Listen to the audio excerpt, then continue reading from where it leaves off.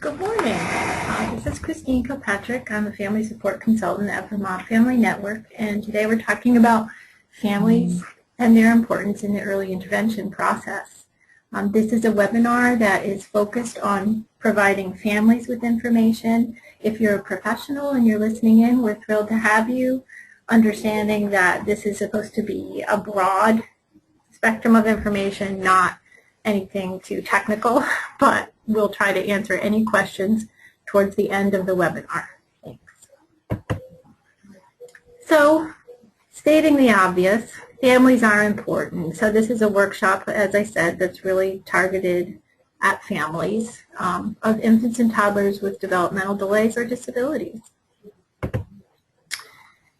We all know that families are the most important people in a child's life, and they know better than anyone else their children. So families that are on the line, please remember that you are the expert on your child, and you have a lot to add to the process, particularly when your child is very young. In Vermont, we have a system called Children's Integrated Services, and within that serves birth to 8 years old, and within that, one of the programs, birth to 6. I stand corrected, birth to 6. One of the programs within CIS is the Early Intervention Program. It comes out of the Individuals with Disabilities Education Act, and it serves children birth to 3. So that's the federal infant and toddler program and called Early Intervention, or Part C. It's an important source of services and supports to help families enhance their children's learning and development.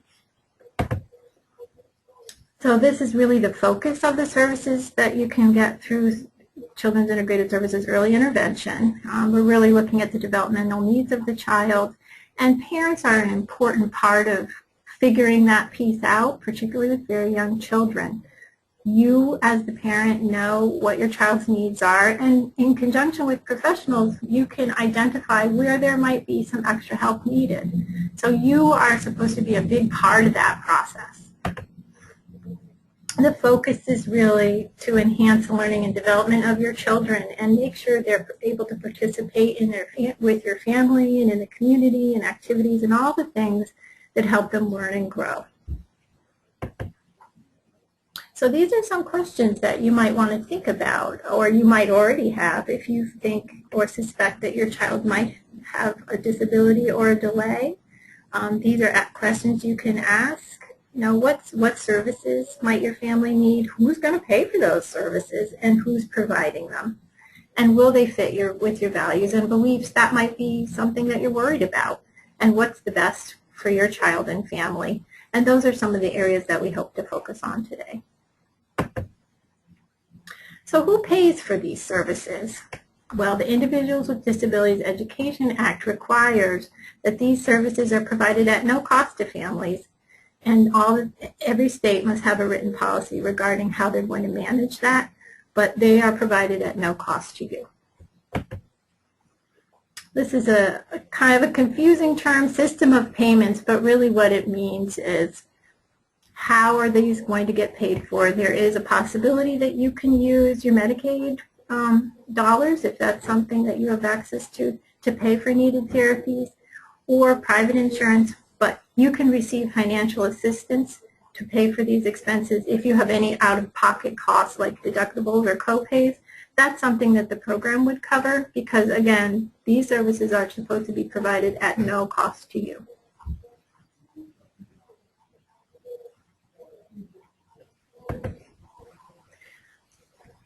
Okay, insurance. So again, families cannot be charged for these particular services, service coordination, child find, and child find refers to the responsibility for districts to identify all the children in their area who have a disability. So that's their responsibility. And since that's the responsibility of the area or the school district, you are not responsible to pay for that cost. Evaluations and assessments, which would be how they determine whether or not your child is eligible for early intervention. and then an individual family service plan, which is known as a one plan in our state. That process of meeting and talking about the goals and services, that is a service that's provided at no charge. And then the implementation of procedural safeguards. And by procedural safeguards, what we mean is parents' rights. So if you disagree or you have a complaint, there's no cost to your family to go through the process of accessing that system. The inability to pay for services will not result in a delay or denial of services. So if you don't have insurance or there are other family financial issues, that does not mean that you won't get services. Parental consent. This is very, very important. Vermont must provide Part C services, and Part C is early intervention in our state, on the individual family service plan, again, known as a one plan in our state, to which the parent has given consent. So that's a fancy way of saying, once you sit down and develop this plan for how you're going to help your child move forward and develop, there's no charge for that, and you have to give consent. They can't just decide, we're going to give your child speech and PT and OT. If you don't feel like that's appropriate for your child, you have to sign off and say, okay. If the parent does not provide consent to use public benefits or insurance, the services will still be provided. So if you are not able to access your Medicaid, or you're not feeling like that's an appropriate use, or you're worried about it, you can say no, and you're still going to get the services. So here's a definition of an infant or toddler with a disability. Under 3 years, because early intervention serves birth to the third birthday. So under three years, who needs early intervention services due to developmental delays or a diagnosis that indicates a high probability of a developmental delay. So an example of that kind of a diagnosis might be Down syndrome or something that's obvious at birth. Or a health condition. Children's Integrated Service early intervention services are designed to meet the needs of an infant or toddler in one or more areas of development. And again, we're talking really about infants and toddlers. So we're looking at their physical skills, how they move around, how they're thinking. So cognitive means how they're thinking and working out problems.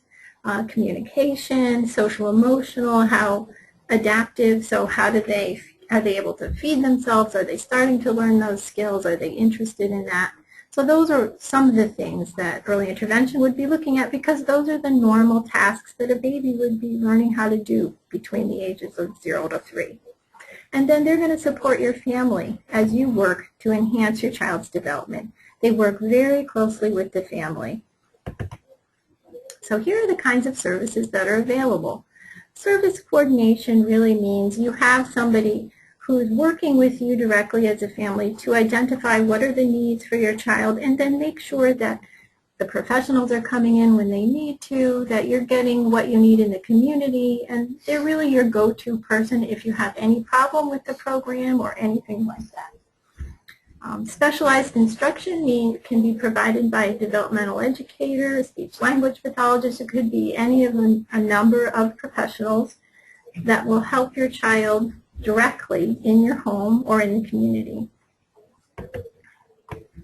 We also have physical therapy, occupational therapy, speech and language therapy, and again, all these services are provided in collaboration with the family, because we recognize, in early intervention, you can have a professional coming into your home once a week, but really a lot of the work is done all week long with the family, so where there are many natural opportunities to work on skills. So these professionals want to make sure that as the family, you understand different activities that you can do with your child all week to really maximize the amount of intervention they're getting. Here are some more services that are available. So you can see there's quite a wide variety, including vision, nutrition, sign language, and hearing services. And then here are some referrals where early intervention can really connect you with the right community resources, including audiology, family counseling, the child development clinic, pediatricians, and assistive technology. Assistive technology really refers to different kinds of kind of helper things. So when we think of older children in assistive technology, we think of like text-to-speech, where a child would talk and the computer would type for them. Assistive technology for a young child might be a big switch to help them activate a toy or something along those lines. So that's another thing that's available to you. We also have, it goes on and on. So here we go. We can refer to nursing and family support, children's mental health, which is another really important area to be aware of, and specialized child care. Now, who are the people who are going to provide all these services? You can see there's a broad spectrum of professionals that could be involved when a child has some sort of a special need. We've got service coordinators, which we talked about earlier, medical social workers, occupational therapists, and OTs really work on daily living skills, play skills. They're kind of a jack of all trades. Orientation and mobility specialists, physical therapists who often work on gross motor and skills and play skills, hearing, diet, social workers. You can read the list. So we refer to natural environments a lot when we're talking about early intervention. So here's a definition of what that is. It's a home and community setting where all children with and without disabilities participate. Some examples would be a child care. It could be other community setting, but a lot of times it is in the family's home.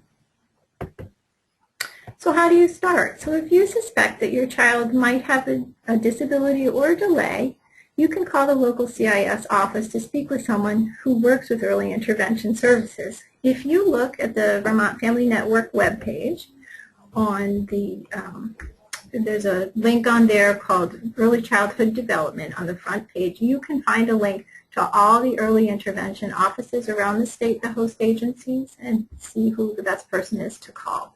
A lot of times it's best to start with a conversation with your pediatrician expressing what your concerns are. So let's talk about the process of looking at the child and figuring out, is this something that would be appropriate? The first thing is a screening. I think most of us have heard the term screening, but not all of us might understand what that means. So a screening is for children who are suspected of having a disability. And again, your consent as the parent is required. And at any point in time, you have a right to request an initial evaluation or a larger and more comprehensive set of tests rather than a screening if you feel like you really have a lot of concerns and you want to move forward. So here's a link to the CIS providers in Vermont that I referred to earlier. And this webinar will be archived and saved, so if you find it there, you can see that link. So evaluation and assessment, looking at that a little deeper. There's a 45-day timeline from referral to the initial one-plan meeting. So that means from the date that somebody says, I think this child might need some help, to having an evaluation and or screening done to developing a one plan, there's 45 days. So that it can't be a process that takes a year. It's actually a pretty good timeline where you're moving right along and families are kept in the loop. If it can't happen within that 45 days, then the early intervention staff needs to be sure to document why that is. What was it that prevented it from happening that quickly? If it's something like a family vacation is happening right smack in the middle of when they're supposed to be doing it, well, that could be one reason why it wouldn't happen within the 45 days. Evaluation determines the initial and continuing eligibility for your child. And assessment is really looking at your child's unique strengths and the needs, and includes the evaluation of functioning in each of these developmental areas. Again, we looked at these earlier, but we're looking at all the things that babies would normally be doing. Moving around, so you're looking at physical development, communication, are they communicating by pointing or babbling, how they're problem solving, cognitive development, social, emotional, and adaptive. So this process would include a review of records, including medical records, And again, these are all provided with your consent. These are not things that the early intervention staff just automatically has access to. So all along the way, you will be consulted about the information that's being shared. And it will be the determination of eligibility will be based on informed clinical opinion by trained personnel and must be done in a non-discriminatory manner, conducted in the native language of your family and your child, and it could include information from other sources. So these are some of the things that you might want to share: medical information, strengths, milestone, or how the infant and toddler plays and interacts with others. Behavior with family at the daycare and other information. These are all things that the staff would be looking at to try to determine whether or not this child is eligible. Very important to note that if you are a family who does not have English as your first language, this assessment should be taking place in the native language of your family, because as a family you need to be able to participate in that, and so it's important that that happens for you. Early intervention staff does have access to interpreters, so that's something that could be brought along so that you can be kept in the loop while your child's being evaluated and know what the activities are that they're doing and what the purpose of them are. And it's always voluntary. So these are some of the questions that you might want to think about when you're providing information for the early intervention staff during an evaluation. What are your child's interests? Things that might seem simple but actually are really great information for the staff when they're getting to know your child and trying to figure out what might be causing some problems.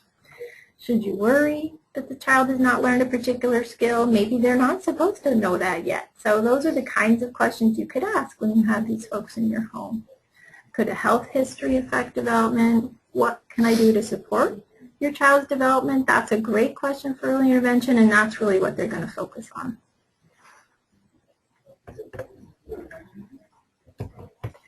So we're looking further at evaluation and assessment. If an infant or toddler qualifies for services, the team has to develop a plan. We already talked about that within 45 days of referral. If your child does not qualify, that doesn't mean that they just say, see you later and close the door. You can ask about other ways to help your infant or toddler develop. And you can also disagree with the decision and contact the service coordinator to discuss options. So it's not just a see you later, there's still a conversation. And very often the early intervention staff will work hard to make sure that you're still connected to other community resources that could help your child.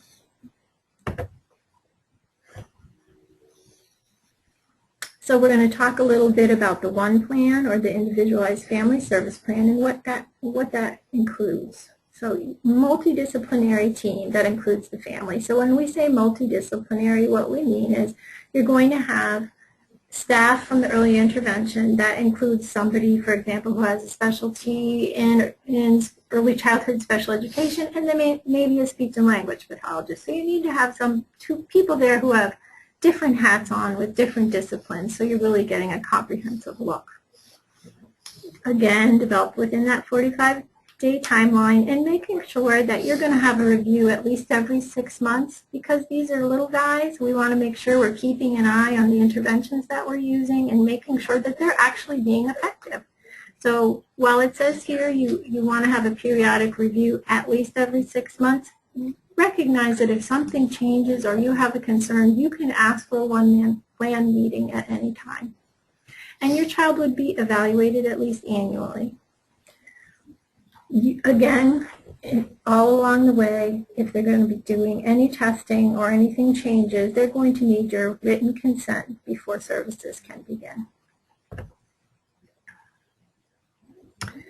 Who participates in the initial periodic review and annual one-plan meeting? Well, here you go. You do as a parent. Other family members can participate. If you have a support person or someone that you feel can advocate with you, you can have that person there. The service coordinator is required, evaluator, service providers, and then others you think might have important information about the child, like the pediatrician or nurse that you're working with. I will share that annually they do a survey of families that have gotten services from early intervention, and there is a high level of satisfaction from families with the services that they get. The service coordinator is a very important role. This is somebody, again, who helps make sure that everything is happening in a timely way and that you're getting what you need for your family. They're going to help the child and you to receive the services and inform you of what your rights are, so that if you have a disagreement or you have any questions, they're the person to ask. This is the person who's going to facilitate the development and review of your Child 1 plan and provide that service coordination, making sure that everything is developed on time for when your child turns 3, and then you're talking about a transition plan. A little more about the service coordinator. So these are some things that you might want to think about to prepare. These are things that they might ask you. What are your priorities? What do you want your infant or toddler to learn? What do you want at your meeting? What is it important for you to talk about? And where and when would you like to meet? Remembering that the family really has a very important role in this process. So what's a 1 plan? Well, we've talked about it a little bit earlier, but this is what it includes. It's a statement of your child's levels of development, which means what are they doing, how are they doing it. It's going to talk about that. And then what are your priorities concerned with that development? Then some outcomes expected, so they're going to set some goals where they think they can move you as your family and your child to make sure they're developing well. And then what kind of progress is being made. A little more about the 1 plan. Again, it will be provided in the natural environment, and it's going to include any other services that you or your family are receiving.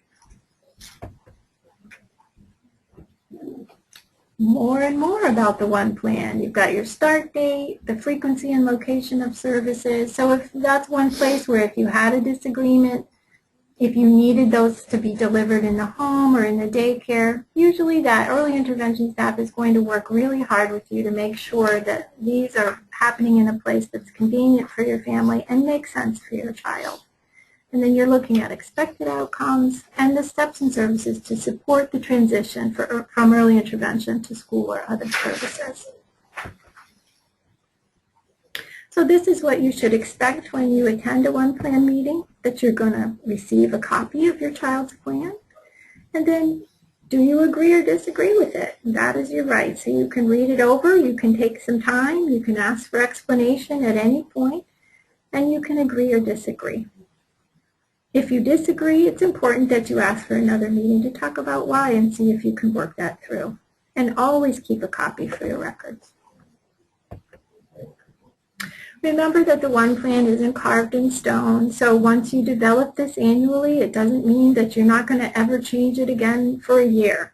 At any point in time, if your child's needs change or your family's needs change, that's something that can be revisited. You just ask your service coordinator to set up a 1 plan meeting, and you can look at that document and try to address what the current issues are. So here's some tips. Things to remember. You want to not be shy about sharing information. That's very, very important. You can learn about your child's disability, and that's actually something that can be written into a 1 plan to support a family to learn more about your child's disability so that you can help your child. It's okay to disagree. Remember, that's okay. It doesn't mean that you don't like the people providing the services. You might just have a difference of opinion about how the services are being provided.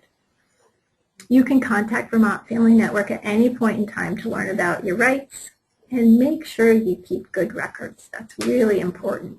We actually have binders that we can provide to any family who's interested to keep track of all your medical and educational records. And make sure your plan reflects your priorities as a family. Once your child approaches their 3rd birthday, between 6 months and 90 days before that happens, the 1 plan team has to determine if your child is potentially eligible for essential early education services. So that means they're going to look at whether or not your child continues to have a delay, and if that delay is enough of a delay that they will need continuing services in preschool or from the time they're 3 to the time they're 5. The One Plan team will coordinate with the school district to discuss a smooth and effective transition into preschool, and the school will determine eligibility. So here are some more things to think about in planning the transition to a preschool program. The team should consider the kinds of supports and services that will be needed for your child's inclusion in regular programming. You want to make sure that they're included in with their peers. They should not be placed in a segregated environment. Procedural safeguards, again, it's a big term that really means your rights as a parent. And when you have a One Plan meeting or a transition meeting, you have a right to receive a copy of your child's early intervention record, the right to confidentiality and of personally identifiable information, and an opportunity for parents for you to examine records. Here's some more of your rights. You have consent and right to decline services. Prior written notice, which means it's a fancy way of saying if the early intervention team made a decision about something, they need to let you know that in writing, and that should come to you in your native language, unless there's just no way to interpret that. There are some languages that are not written languages, but only spoken languages, and so that might be one case where that wouldn't be feasible, but then they need to be explaining that to you in your native language in person.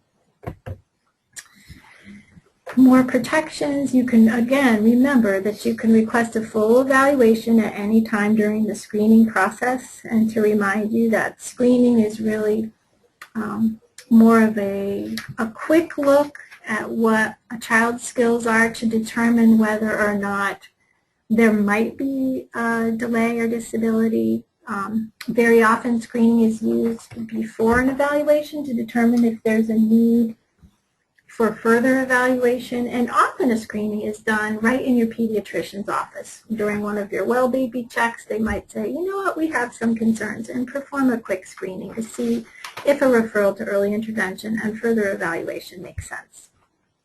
But again, you must give signed consent before your child is evaluated by early intervention, before a service is delivered, or if any information about your family is shared. So again, prior written notice, you must be told in advance about any meetings, evaluation services, or actions affecting your child, and you can change your mind at any time. So that means you shouldn't receive a knock on your door, surprise, early intervention's here. That's not going to happen. They're going to send you something in writing, or they're going to call you up and they're going to say, we would like to have a meeting on this date. Does that work for you? And there's a conversation to make sure that that's convenient for everybody. And you can change your mind at any time. If you feel like this isn't working out for you, you don't see that, you feel like your family isn't in a place right now to participate, you can change your mind about services.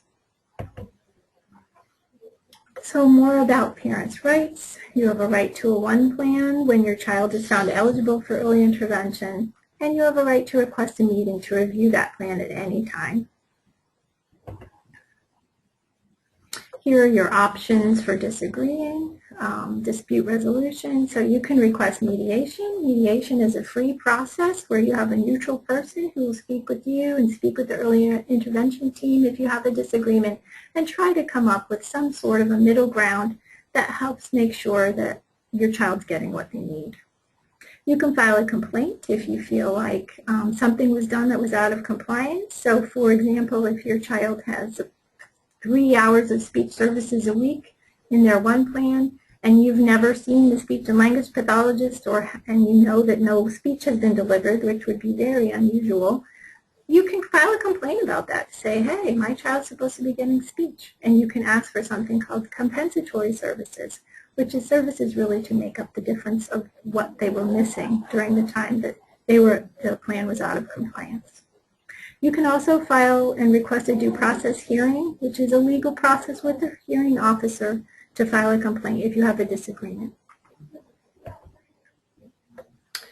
If you have a concern or a disagreement with the plan for your child, really the best thing you can do is to call your service coordinator. They may not even be aware that there's a problem, so letting them know that you're not in agreement with things or you're having a problem is really helpful. Very often it can be worked out at a one-plan meeting, but there are times that differences can be resolved. So those are the times that differences can be resolved using an informal approach, like a one-plan meeting or a conversation with your team. If you want to know more about your parental rights, you can contact Vermont Family Network. If you want to know even more, if you want to file a complaint, the complaint typically goes to Kathy Belanger, and you can see her address and her email right there. If you want an in-depth overview of your rights in early intervention, we did a previous webinar on this topic, and you can go to our website and find it there.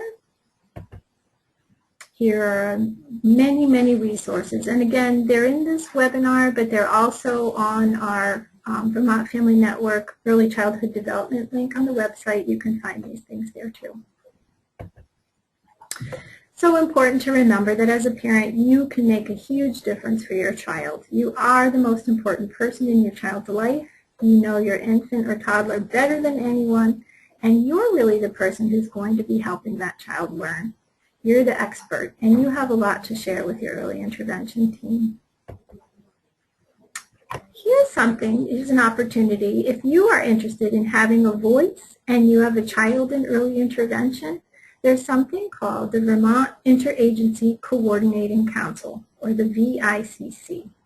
This is a federally mandated council appointed by the governor and charged with advising and assisting Vermont Children's Integrated Services early intervention. The goal is to continuously improve services for Vermont families and their children with developmental delays or at risk for delay, birth to 5. So this is an opportunity for you to participate and have a voice to help guide how early intervention is running in Vermont. So here's the mission of the council. They advise and assist the co-lead agencies, which in our state are the Agency of Education and the Agency of Human Services, to implement and continuously improve a statewide system of services for families and their infants and toddlers with special needs. So this is supposed to include parents as equal partners. It's supposed to be family-centered, community-based, interdisciplinary, and promotes collaboration across agencies to ensure the development and implementation of a statewide system for families of children with infants and toddlers with special needs. So it's a very important role, and we highly, highly encourage families that might be interested in serving in the council to contact us, and we can connect you with the right folks to find out more about that. Here you go. How can you participate? You're invited to become a parent rep and to help key stakeholders improve Vermont's Children Integrated Services early intervention. There, it looks like you could click there for more information, and you can also contact Terry McLaughlin at the state, and she is the ICC coordinator, and she'd be thrilled to hear from you. Have any questions? You can always look at our website where there's tons of information. We also have a Facebook page. We encourage you to like our page. There's tons of information on there as well. Here's some more resources on Part C. And more. My goodness, there's so many. Here's some Vermont-specific resources and some national resources. Again, most of these can be found on our website, so I'm going to scroll through them pretty quickly. So there you go. Now we'll check to see if there are any questions.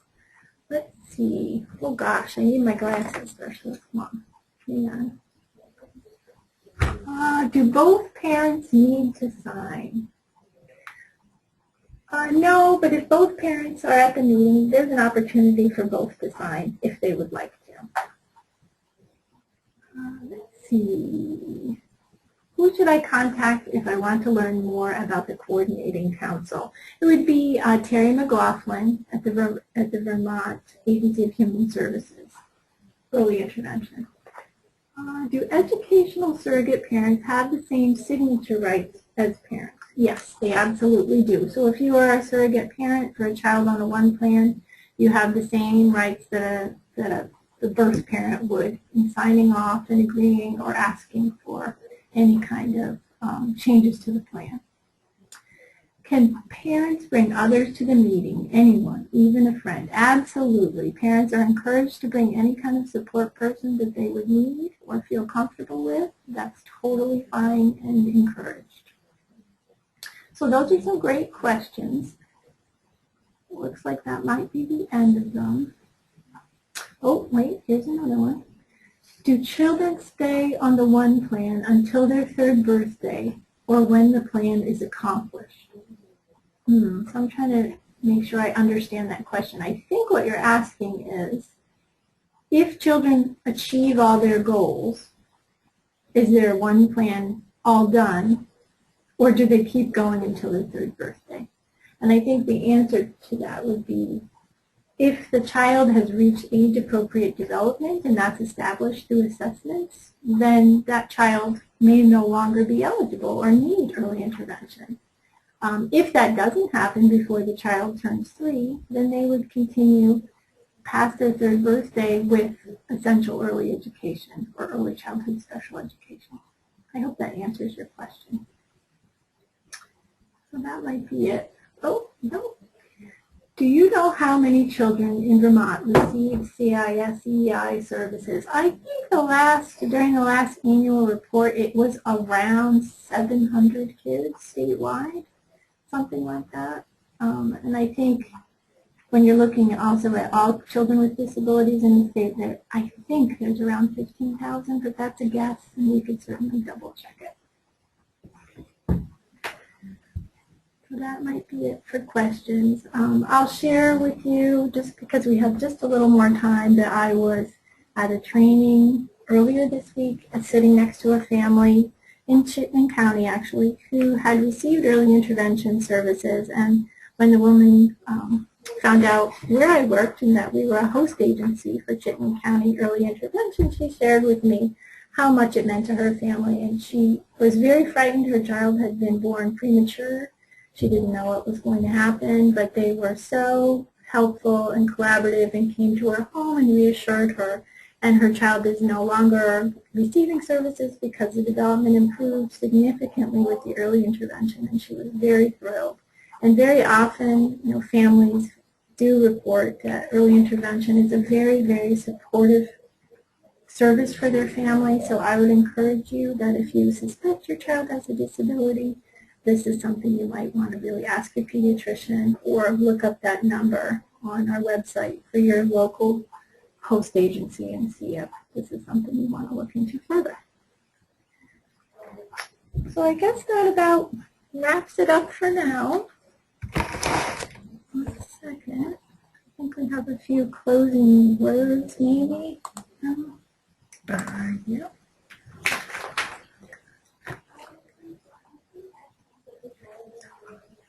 Okay. So thank you for joining us for the webinar today. This will be archived on Vermont Family Network's website along with many other previously recorded webinars. Please be sure to visit our website at vermontfamilynetwork.org for a complete list of upcoming webinars, workshops, and support groups. Have a great day.